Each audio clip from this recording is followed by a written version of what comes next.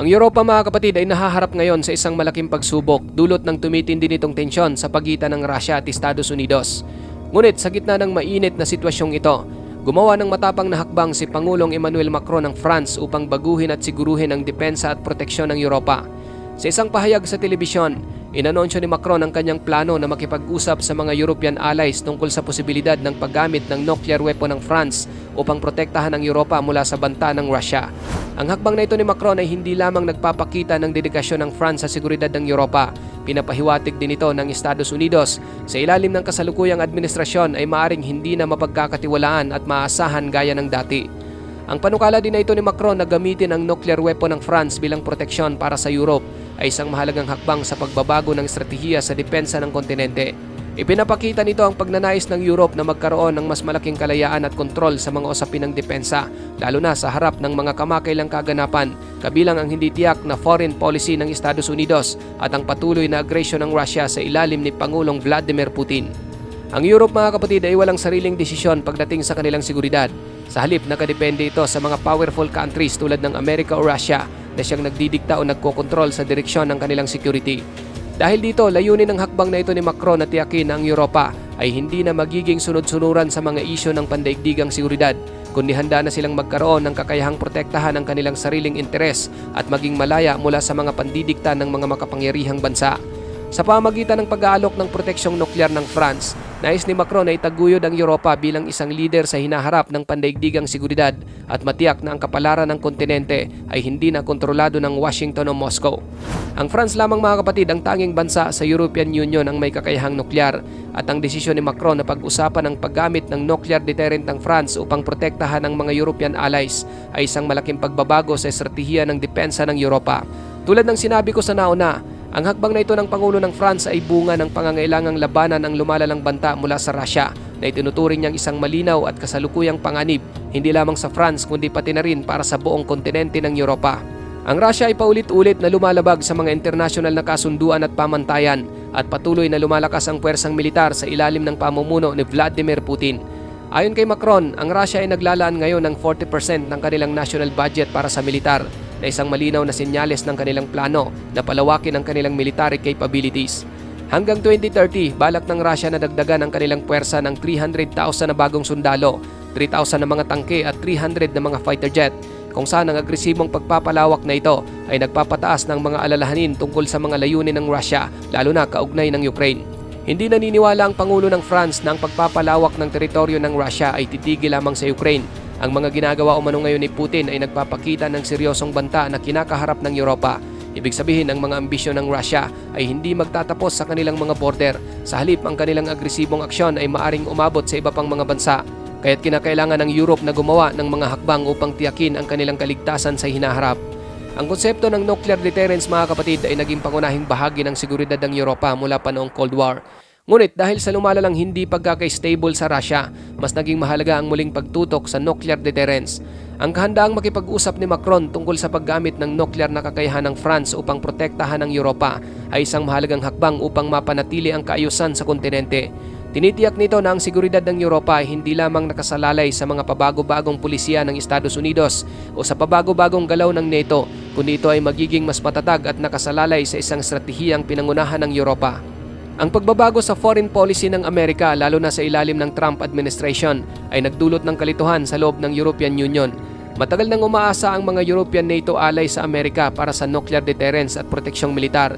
Ngunit ang hindi tiyak na pamamahala ng Trump administration, kabilang ang mga banta ng taripa sa mga European goods at ang paghikayat sa NATO na dagdagan ang kanilang military spending mula sa 2% ng kanilang GDP patungo sa pagiging 5%, ay nagdulot ng mga tanong sa mga lider ng Europe tungkol sa kredibilidad at pagiging maasahan ng kanilang kaalyadong Amerika.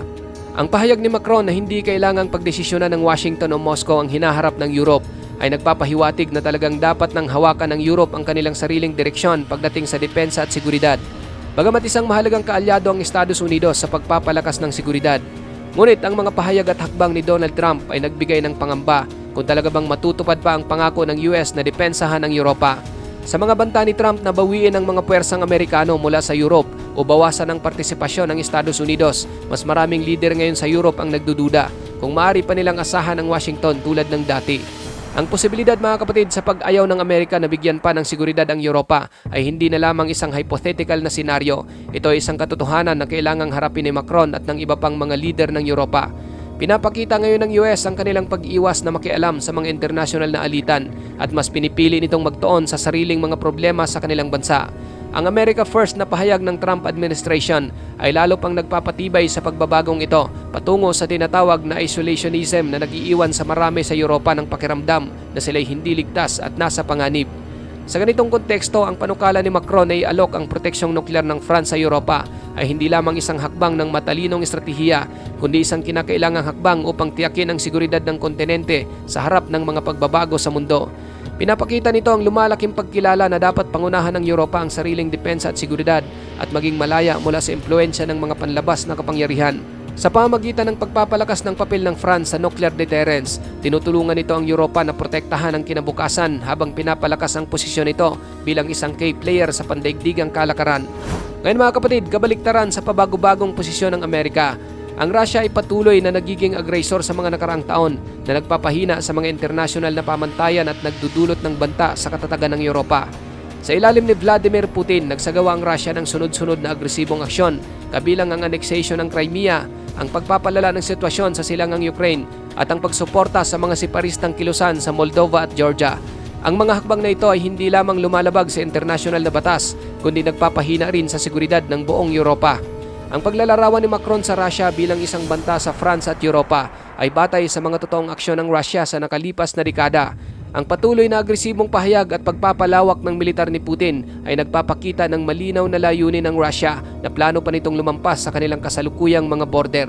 Ang gobyerno ng Russia ay patuloy na nagsusulong ng mga hakbang upang pahinain ang European Union at NATO gamit ang mga taktika ng hybrid warfare tulad ng mga cyber attack at kampanya ng maling impormasyon upang maghasik ng hindi pagkakasundo at pagkakawatak-watak sa loob ng Europa.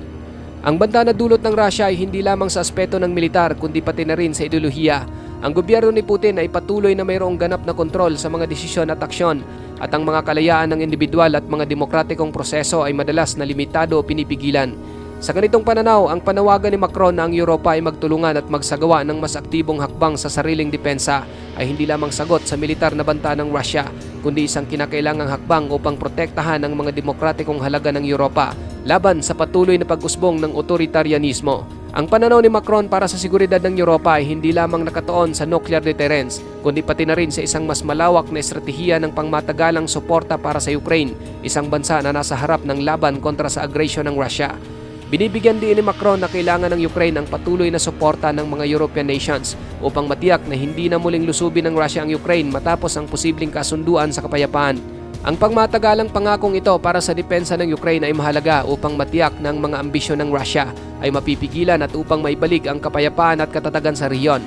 Ang hakbang ni Macron ay ialok ang proteksyong nuklear ng France para sa Europa ay isang matapang at maingat na plano na naglalagay sa France sa sentro ng pagsisikap upang tiyakin ang kaligtasan ng kontinente. Ipinapakita nito ang kanyang dedikasyon sa seguridad ng Europa at ang paniniwala na kailangang magsagawa ang kontinente ng mas malaking responsibilidad sa sariling depensa.